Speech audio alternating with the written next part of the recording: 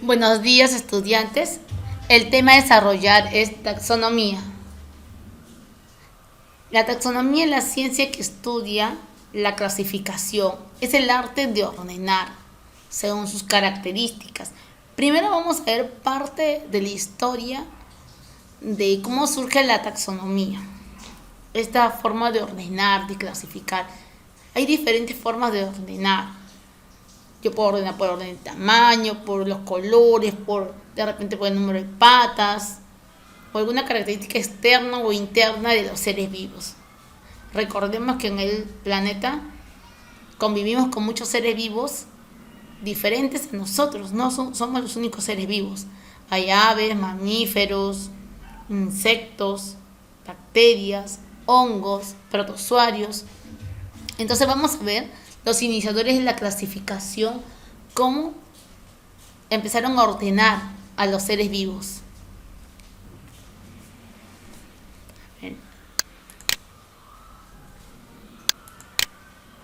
Aquí, un poco de historia de la clasificación de los seres vivos. Aquí vemos a Robert Whittaker, aquel que se encargó de ordenar a los seres vivos en 5 reinos biológicos. Tomando como el reino ancestro común al reino Monera, en el cual agrupó a todas las bacterias. Luego, el segundo reino sería el reino protista, en el cual agrupó a los protozoarios y a las algas. Por ser unicelulares, también hay multicelulares. Y luego el reino fungi. Aquí clasificó a todos los hongos, levaduras y hongos. Luego el reino plantae, en el cual agrupó a todos los seres vivos que realizaban fotosíntesis, las plantas, ¿verdad? Y luego el reino animalia, ¿verdad? A todos los seres vivos que se podían nutrir por ingestión. Seguimos, entonces, aquí, los 5 reinos, según Whittaker. Luego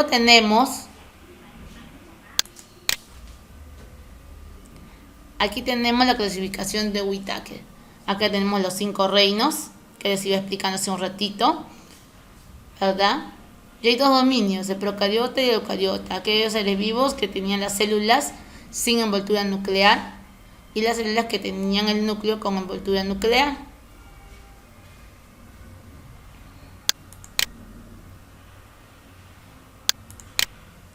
Aquí.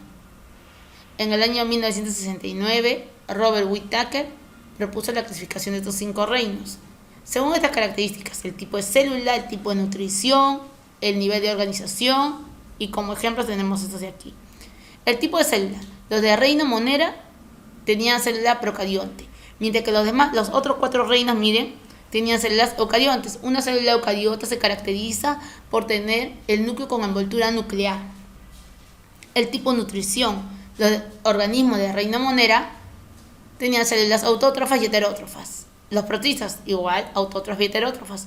Mientras que los hongos tenían nutrición heterótrofa, las plantas, nutrición autótrofa, y los animales, nutrición heterótrofa. Recuerda, nutrición autótrofa es aquella nutrición en la cual pueden elaborar su propio alimento. Seguimos. El nivel de organización puede ser celular, tisular, mediante un sistema de órganos, o desde un tisular hasta sistemas de órganos. Ejemplo, en el reino Monera, como te dije hace un rato, están todas las cianofitas y las bacterias. En el reino protista, las algas y protozoarios. En el reino fungi, todos los hongos. En el reino plantae, están todas las plantas. Y en el reino animal, todos los animales. Luego hay otro autor en parte de esta historia, el Carlos Linneo. ¿Quién es él? Es un científico sueco que diseñó la clasificación según una nomenclatura binomial y mediante taxones. Subdividió cada categoría en categorías más pequeñas. Publicó también un libro de plantas y animales. Tomó como unidad básica a la especie y se basaba en las similitudes de la estructura del cuerpo. Se le consideró fundador de la taxonomía moderna. Vamos a ver de qué está hablando él. Él tomó como las características de los seres vivos para poder clasificar: morfológicos, fisiológicos, citológicos, ecológicos y moleculares. Por ejemplo, morfológico se refiere a la apariencia que posee cada organismo, por ejemplo, las alas o las patas, ¿verdad? Fisiológico, según la función del cuerpo que podría emplear. Ejemplo, la respiración. El tipo de respiración puede tener un ser vivo. Puede ser una respiración branquial, respiración traqueal, respiración pulmonar. A eso se refiere en fisiológico. Citológico hace referencia a la estructura y funcionamiento de las células que componen a los seres vivos, que podía ser procariotas o eucariotas, tipo de célula que tenían. Y en el ecológico hacían referencia al tipo de hábitat en el que podía estar viviendo este ser vivo. Por ejemplo, si era acuático o terrestre. Y también tomaba como carácter taxonómico a la característica molecular, que tiene en cuenta las características genéticas, el ADN, que se transmite de generación a generación. Aquí podemos ver, por ejemplo, un ave. Su carácter fisiológico sería que respira por sacos aéreos, ¿verdad? La respiración pulmonar, pues la característica es tener sacos aéreos. El carácter ecológico, su hábitat secundario, es decir, está transformado por el ser humano, ¿verdad? El carácter morfológico, patas adaptadas para desgarrar su presa. El carácter citológico, células con núcleo, por lo tanto células eucariotas tiene esta ave. Carácter molecular, su información genética similar a la de otros gavilanes, ¿verdad? Aquí tenemos a Carlos Linneo para la taxonomía. Te hablaba de que él desarrolló una nomenclatura binomial para nombrar a los seres vivos. A la vez propuso un esquema jerárquico de taxones, desde especie a dominio. Mira, especie, género, familia, orden, clase, filum, reino y dominio. ¿Okay? Aquí vamos a ver lo que te acabo de mencionar. La especie es la unidad básica de estos géneros taxonómicos y es la de menor jerarquía. El género está formado por especies parecidas entre sí. Las especies parecidas entre sí. Y una familia está formada por géneros parecidos entre sí. Y así sucesivamente, hasta llegar a la categoría más grande, que es el dominio. La categoría más grande o de mayor jerarquía, que está constituido por los reinos parecidos entre sí. Aquí podemos ver un ejemplo. El Vulpes vulpes. Mira aquí, Vulpes vulpes, Cánide. El primer nombre de aquí es la especie, el segundo es el género. Pertenece a la familia Cánidae, el orden carnívora, clase Mammalia, que es un mamífero, filum Chordata, que es un cordado, reino Animalia, y el dominio Eucariota, Eucaria. ¿Ok? Hasta ahí estamos. Mira aquí. Vemos las categorías taxonómicas y vamos a ver los ejemplos de algunos. ¿Ve? Todos son eucariotas en este ejemplo. Pertenecen al dominio eucariota. El reino Plantae, y tengo dos ejemplos del reino animal. Vamos a ver. Comenzamos de la especie. Tengo dos animalitos aquí. Apis mellifera. Apis mellifera es la abeja. Nombre científico, Apis mellifera. Su género es Apis. Su familia, Apidae. Orden Hymenoptera. Clase insecta. División o filum Artrópodo. Reino Animalia. Y su dominio es eucariota. Tiene célula eucariota. Y así para otro animal, aquí tenemos por ejemplo al gato, Felis catus. Tenemos, las plantas también tienen nombre científico. Por ejemplo, el maíz, su nombre científico es Sea maíz. Su género sería Sea. Su familia, Poaceas. Orden, Ciperales. Clase, Liliopsida. Su división, Magnolophyta. Reino, Plantae. Y acá tenemos el ejemplo de la papa. Nombre científico, Solanum tuberoso. Acá, recordemos, la taxonomía es la ciencia que se encarga de la clasificación y nomenclatura de los seres vivos. Cuando yo hablo de nomenclatura actual, estoy hablando de nomenclatura binomial, estoy hablando del nombre científico. Esta consta de dos términos. El primero hace referencia al género y el segundo a la especie. Por ejemplo, acá tenemos el nombre científico del gato, ¿verdad? Felis catus. Este primer nombre es la especie. Catus es la especie. Felis sería el género. Nombre vulgar, gato doméstico. Recuerda que los nombres científicos se escriben en letra cursiva y en idioma latín. Acá se escribe en cursiva, letra cursiva. La especie, siempre con minúscula. El género siempre va a comenzar con una letra mayúscula. Acuérdate, igual aquí ve, del gato igual. Nombre vulgar, humanos, ¿verdad? El hombre. Nombre científico, Homo sapiens. Aquí, otro ejemplo, nomenclatura binomial, seguimos. Nombre común del panda menor o panda rojo. Su nombre científico es Ailurus fulgens. ¿Cuál sería el género? Ailurus. Especie fulgens. Aquí, recuerda, una especie es un grupo de individuos semejantes que pueden reproducirse entre sí y dar lugar a una descendencia fértil. Si en caso se cruzaran dos especies diferentes, la descendencia va a ser una especie estéril. Ejemplo, aquí tenemos una formación de híbrido. Son especies diferentes, el burro y la yegua. Como consecuencia, su descendencia va a ser una mula. Esta mula no es fértil, es infértil, es con órganos sexuales infértiles. ¿Ok?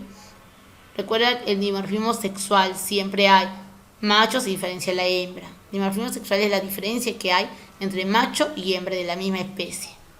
Aquí igual, el pavo real, el macho y la hembra tienen dimorfismo sexual, quiere decir características diferentes, pero son de la misma especie.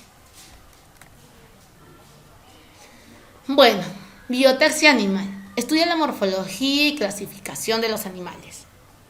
Los criterios usados en la clasificación son variados. Como por ejemplo, puedo utilizar el número de capas del tejido embrionario, el plan básico del cuerpo y su disposición y sus partes, la presencia o ausencia de cavidades corporales, el patrón de desarrollo desde un óvulo fecundado hasta el organismo adulto. Vamos a ver para que puedas entender mejor. Criterios de clasificación. Mira, yo puedo clasificarlo según el blastoporo. El blastoporo es el orificio que se encuentra en el origen embrionario, mira, que en las capas embrionarias. Este blastoporo se va a convertir en la boca. Si se convierte en la boca de un ser vivo, va a dar origen a la boca. Estos seres vivos van a ser protóstomos.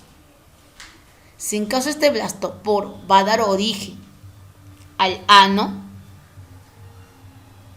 entonces estos seres vivos van a ser deuteróstomos. Bueno, nosotros somos deuteróstomos. Quiere decir que este blastoporo dio origen primero al ano. Ok. Ahora vamos a otro tipo de clasificación. Mira acá, otro criterio de clasificación. También los seres vivos se pueden clasificar seres vivos triblásticos o diblásticos. Triblásticos, si tiene 3 capas embrionarias: ectodermo, endodermo y mesodermo.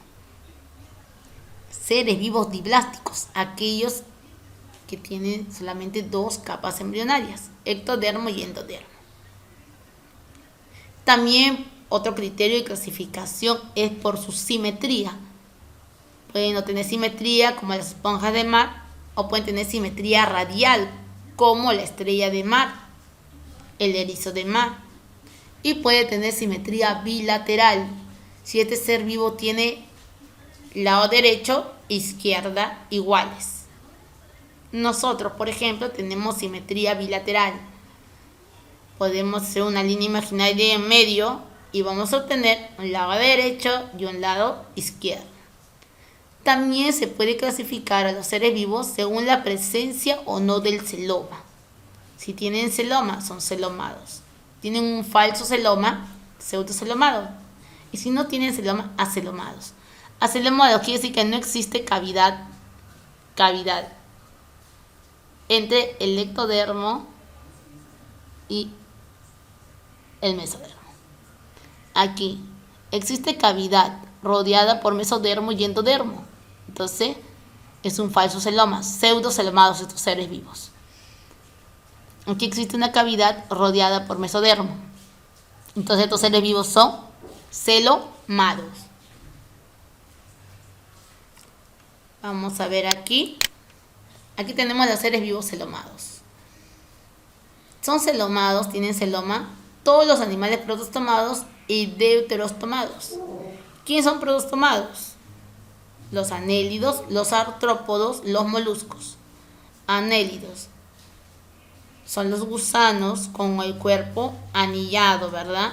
Artrópodos, estamos hablando de los insectos y los arácnidos. Moluscos, animales invertebrados con cuerpo blando. Deuterostomados, los equinodermos.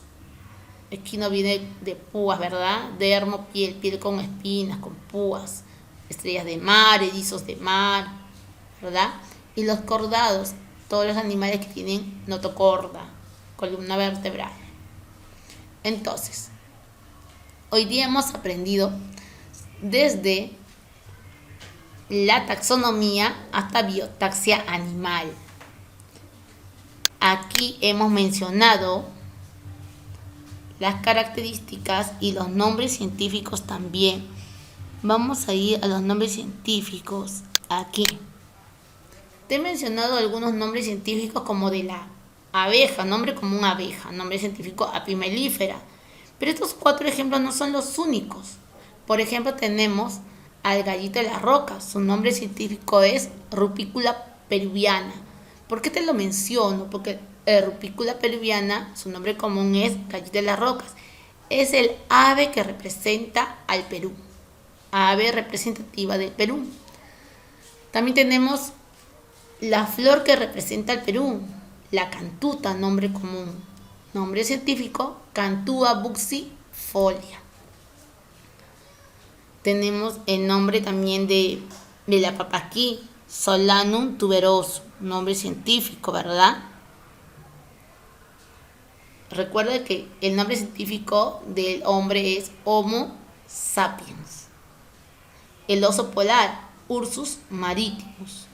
La cebolla, Allium cepa. Y así muchos nombres científicos. Todos los seres vivos en el planeta tienen nombres científicos. Seres vivos. Recuerda que seres vivos son bacterias, hongos, protozoarios. Te voy a dar un ejemplo de cada uno de ellos. Por ejemplo, la bacteria. Una bacteria conocida es la bacteria que causa la enfermedad de la tuberculosis. Su nombre científico es Mycobacterium tuberculosus.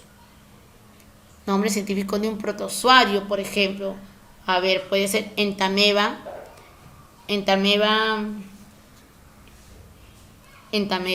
histolítica. Nombre de un protozoario. Nombre de un hongo. El más conocido, champiñón, nombre común. Su nombre científico es Agaricus campestre. Nombre científico de una planta. A ver, vamos a ver. De una planta, aquí tenemos, por ejemplo, de la papa, Solanum tuberoso. Nombre científico de un animal, puede ser del lobo, Canis lupus. Hablando de Canis lupus, es el nombre científico del lobo. Familia de los perros, los lobos. Por eso que los perros se llaman Canis familiaris, mientras que el lobo es Canis lupus. Los dos, el perro y el lobo, son del reino animal, del filum Cordados, clase mamífero, orden carnívoros, familia Canidae, género Canis y especie, uno sería Lupus y el otro sería la especie Familiaris, ¿verdad? Entonces, chicos, eso ha sido todo en cuanto a taxonomía y biotaxia animal. Espero le haya servido las definiciones y los ejemplos. Gracias.